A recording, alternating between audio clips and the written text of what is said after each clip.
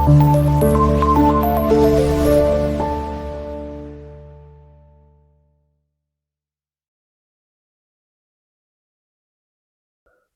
உறவுகளுக்கு வணக்கம். தமிழக அரசியல்ல என்னதாங்க நடக்குது? சட்டமன்ற தேர்தல் நெருங்க நிறைய ட்விஸ்டுகளும் நிறைய குழப்பங்களும் நிறைய சர்ப்ரைஸ்களும் தான் நமக்கு வந்துகிட்டு இருக்கு.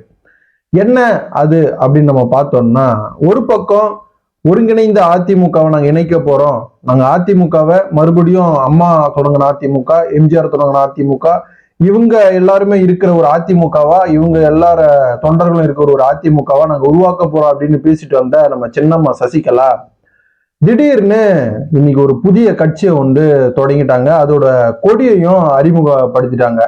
அதிமுக கொடியில ரெட்டை இலையை மட்டும் தூக்கிட்டு அதுல அண்ணா, எம்ஜிஆர், ஜெயலலிதா இவருடைய போட்டோ நடுவில் வச்சு ஒரு கொடியை அறிமுகப்படுத்தினாங்க நேற்று நடந்த மாநாட்டுல.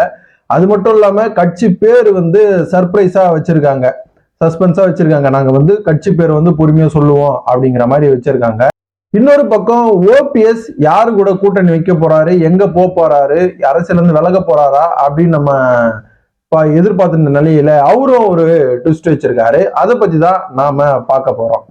தமிழக சட்டமன்ற தேர்தல் நெருங்க நிறைய அரசியல் கட்சிகள் அதுங்களோட முன்னெடுப்பு ஏற்பாடுகளை நிறைய பண்ணிக்கிட்டு வராங்க. ஒரு பக்கம் நாம் தமிழர் கட்சியின் ஒருங்கிணைப்பாளர் சீமான் திருச்சியில் நடந்த ஒரு மாநாட்டுல மிகப்பெரிய கூட்டத்தை கூட்டி அவரோட மாச காட்டிட்டாரு. கிட்டத்தட்ட ஒரு 5 லட்சம் பேர் அந்த கூட்டத்துல அந்த மாநாட்டுல கூடினதா ஒரு தகவல் வெளியாகுது. அது மட்டும் இல்லாம அந்த மாநாட்டுல யாரும் கத்தி கூச்சலிடவோ எந்த அசம்பாவிதம் நடக்காம ப்ராப்பரா ஒரு டிசிப்ளினா அந்த கூட்டம் நடந்துச்சு அப்படின்னு நாம் தமிழர் கட்சி நிர்வாகிகள் எல்லாருமே பேசிக்கிட்டு வராங்க. இன்னொரு பக்கம் திமுக தங்களுடைய ஆதரவாளர்களும் சரி, தங்களுடைய கூட்டணி கட்சிகளுடைய தொகுதி பங்கீட்டு பேச்சுவார்த்தை தொடங்கிட்டு வருது. இன்னமும் எந்தெந்த கட்சிகளுக்கு எத்தனை தொகுதி அப்படின்னு சொல்லிட்டு பேச்சுவார்த்தை நடந்துகிட்டு இருக்கே தவிர இன்னமும் அது இவ்வளவு தொகுதின்னு சொல்லிட்டு அதிகாரப்பூர்வமா எதுவும் அறிவிக்கல. தொடர்ந்து திமுக பேச்சுவார்த்தையை நடத்திக்கிட்டே வராங்க. அது மட்டும் இல்லாம மாநிலங்களவை தேர்தலும் அறிவிச்சுட்டாங்க. அதுக்கான வேலைகளும் திமுக ஈடுபட்டு வராங்க. தேமுதிக இவங்க திமுக கூட்டணியில ஜாயின் பண்ணதுல இருந்து இன்னமும் திமுக ஒரு பலம் வாய்ந்த கூட்டணியா தான் இருந்துகிட்டு வருது. இன்னொரு பக்கம் அதிமுகவை பார்த்தோம்னா, அதிமுகவில் என்டிஏ கூட்டணி இருக்கக்கூடிய கூட்டணி தலைவர்கள் எல்லாருமே ஒரு வெல் செட்டில்டா இருக்காங்க. இதுல இன்னும் யார் யாரு எந்தெந்த கட்சிக்காரங்க உள்ள வரப்போறாங்க அப்படின்னு சொல்லிட்டு நம்ம எதிர்பார்த்துக்கிட்டு இருக்கிற மாதிரி அதிமுக காரங்களும் எதிர்பார்த்துட்டு இருக்கிறாங்க. அது மட்டும் இல்லாம ஒரு புது ட்விஸ்டா கொடுக்கிற மாதிரி சின்னம்மா சசிகலா அவர்கள் ஒரு அணுகுண்டை போட்டிருக்காங்க. இவங்க ஒரு பிரஸ் மீட்ல வருவாங்க.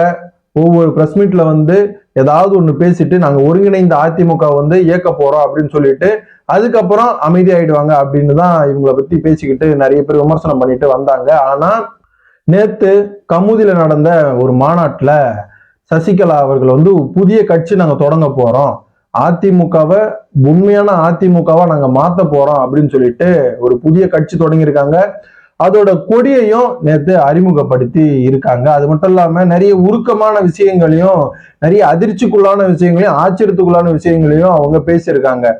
என்னை சிறையில இருந்து நான் வெளியே வரும்போது நான் கார் சேஞ்ச் பண்ணது காரணம் என்னை நான் உள்ள வெளியே வரக்கூடாதுன்னு பண்ணிட்டாங்க, நான் நீ உயிரோடு இருந்து பெரிய விஷயம், அதனாலதான் நான் கார் சேஞ்ச் பண்ணேன் அப்படின்னு சொல்லிட்டு ஒரு மிகப்பெரிய குண்டை போட்டுக்கிறாங்க. அது மட்டும் இல்லாம ஜெயலலிதா அவர்கள் எப்படி இறந்தார்கள், அவங்க உடல்நிலை சரியில்லாம தான் இறந்தாங்க. ஆனா இங்க இருக்கக்கூடிய குண்டர்கள் என்ன பண்ணிட்டாங்கன்னா ஏன் மேல பழிய போட்டாங்க, நானும் தான் அம்மாவை கொண்டுட்டேன் அப்படின்னு சொல்லிட்டு பழிய போட்டாங்க, அதுவே எனக்கு பெரிய மன உளைச்சல் ஆகிடுச்சு அப்படின்ட்டு ஒரு மாதிரி உருக்கமா பேசினாங்க.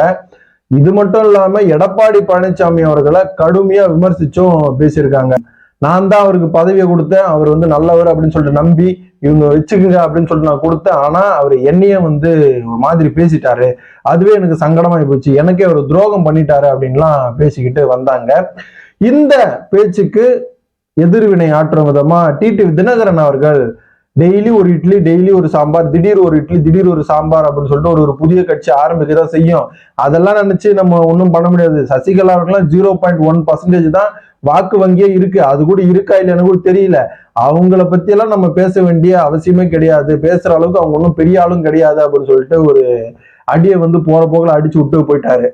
அதிமுகவை ஒருங்கிணைந்த அதிமுகவா மாற்ற இருக்கக்கூடிய சசிகலா அவர்கள் இன்னைக்கு ஒரு தனி கட்சி ஆரம்பிச்சு ஒரு அரசியல்லையே ஒரு பரபரப்பை ஏற்படுத்தி இருக்காங்க. இவங்க யாரு கூட கூட்டணி வைக்க போறாங்க? ஒருவேளை அதிமுகவுங்க கண்டிப்பா கூட்டணி வைக்க மாட்டாங்க, தனிச்சும் நிக்க மாட்டாங்க. தேர்தல் அரசியலுக்காக தான் இவங்க கட்சியை ஆரம்பிக்கிறது. இவங்க ஒருவேளை நம்ம அண்ணன் கூட விஜய் அவர்கள் கூட தாவேக தலைவர் விஜய் அவர்கள் கூட கூட்டணி வைப்பாங்களோ அப்படின்னு சொல்லிட்டு நிறைய அரசியல் விமர்சகர்கள் கேள்வி எழுப்பிட்டு வராங்க.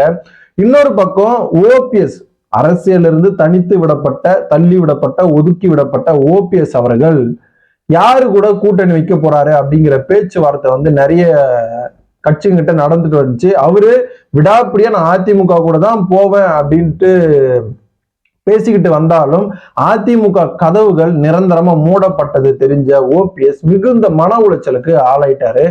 அது மட்டும் இல்லாம திமுக கிட்ட பேச்சுவார்த்தை நடத்துறாரு ஓபிஎஸ். ஆனா திமுகவுல போயிட்டாருன்னா அவருடைய பதவி, அவர் நிர்வகிச்சுட்டு வந்த பதவிக்கும் அவர் அதிமுக இருந்ததுக்கும் ஒரு களங்கம் ஏற்படும் அப்படின்னு சொல்லிட்டு ஓபிஎஸ் தடுத்து நிறுத்திருக்காங்க ஒரு சில பேரு. இன்னொரு பக்கம் சின்னம்மா சசிகலா அவர்கள் அவங்கள வச்சு எப்படியாவது அதிமுக உள்ள போலான்னு பார்த்தா அவங்களும் தனி கட்சி ஆரம்பிச்சுட்டாங்க. இப்போ ஓபிஎஸ் அவர்கள் அதிமுகவுக்கு கண்டிப்பா போக முடியாது, போனா என்டிஏ கூட்டணியில போகணும். ஆனா ஓபிஎஸ் என்டிஏ கூட்டணியில போறதுக்கான வாய்ப்புகள் மிகவும் குறைவு அப்படின்னு சொல்லிட்டு அரசியல் விமர்சகர்கள் சொல்றாங்க. இன்னொன்னு, சசிகலா அவர்களுடன் சேர்ந்து அதிமுக மீட்டெடுக்கக்கூடிய போராட்டத்துல ஈடுபடுவாரா அப்படின்னு சொல்லிட்டு ஒரு கேள்வி எழுப்புது. இன்னொன்னு என்ன பாத்தீங்கன்னா, திமுக கூட ஓபிஎஸ் பேச்சுவார்த்தை நடத்தியதாகவும் திமுகவில் திமுக இணை பொதுச் செயலாளர் பதவியை எனக்கு கொடுங்க, அது மட்டும் இல்லாம எங்களோட ஆதரவாளர்களுக்கு ஒரு 7 சீட்டு கொடுங்க அப்படின்னு முதலமைச்சர் ஸ்டாலின் அவர்கள்கிட்ட கோரிக்கை வச்சதாகவும் தகவல் வெளியாகுது. இவரு கூட 8 பேர் இருக்காங்களா 7 பேர் இருக்காங்களா? இவரே தனிச்சுதான் இருக்காரு. இதுல வேற 7 சீட்டு யாரு கேட்கிறாரு அப்படிங்கிற ஒரு கேள்வியும் எழும்புது. ஆனா முதல்ல ஸ்டாலின் அவர்கள் இதுக்கெல்லாம் இல்லைங்க நான் அப்புறம் பேசுறேன் அப்படின்னு சொல்லிட்டு வந்துட்டாராம்.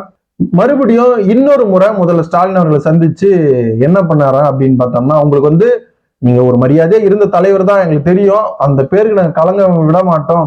நீங்க நாங்க இருக்கிற போஸ்டிங்ல பெரிய போஸ்டிங் சபாநாயகர் பதவி அவங்க கொடுத்துடுறோம், உங்க ஓபிஎஸ் ஆதரவாளர்களுக்கு உங்க ஆதரவாளர்களுக்கு ஒரு 3 சீட்டு கொடுக்குறோம் அப்படின்னு ஒரு ஆஃபரை ஸ்டாலின் அவர்கள் கொடுத்திருக்கிறதா ஒரு தகவல் வெளியாகுது.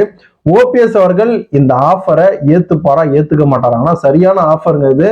ஓபிஎஸ் வந்த உடனே சபாநாயகர் பதவி கொடுக்குறாங்கன்னா சரியான ஆஃபர். ஓபிஎஸ் இந்த ஆஃபரை ஏத்துப்பாரா ஏத்துக்க மாட்டாரா, இல்ல சசிகலா அவர்கள் கூட சேர்ந்து நான் அதிமுக மீட்டெடுக்கும் போராட்டத்துல ஈடுபடுவேன் அப்படின்னு சொல்லிட்டு இருக்க போறாரா, அப்படி இல்லைன்னா என்டிஏ கூட்டணியில போக போறாரா அப்படின்னு சொல்லிட்டு ஒரு ஆலோசனை அவங்க வீட்டுக்குள்ளேயே நடக்குது. ஓபிஎஸ் நீங்க இங்க போங்க, இங்க போங்க அப்பதான் கரெக்டா இருக்கும் டாடி, இங்க போங்க டாடி அதான் கரெக்டா இருக்கும் அப்படிங்கிற மாதிரி ஓபிஎஸ் குடும்பத்துக்குள்ளேயே ஒரு ஆலோசனை நடக்குதான். ஓபிஎஸ் அவர்கள் திமுகவில் சேர்ந்து சபாநாயகர் ஆக போறாரா, இல்ல சசிகலா அவர்கள் கூட சேர போறாரா, இல்ல அப்படின்னா என்டிஏ கூட்டணி வர போறா, இல்ல அரசியல் இருந்து விலக போறாரா அப்படின்னு சொல்லிட்டு நம்ம பொறுத்துன்னு தான் பார்க்கணும்.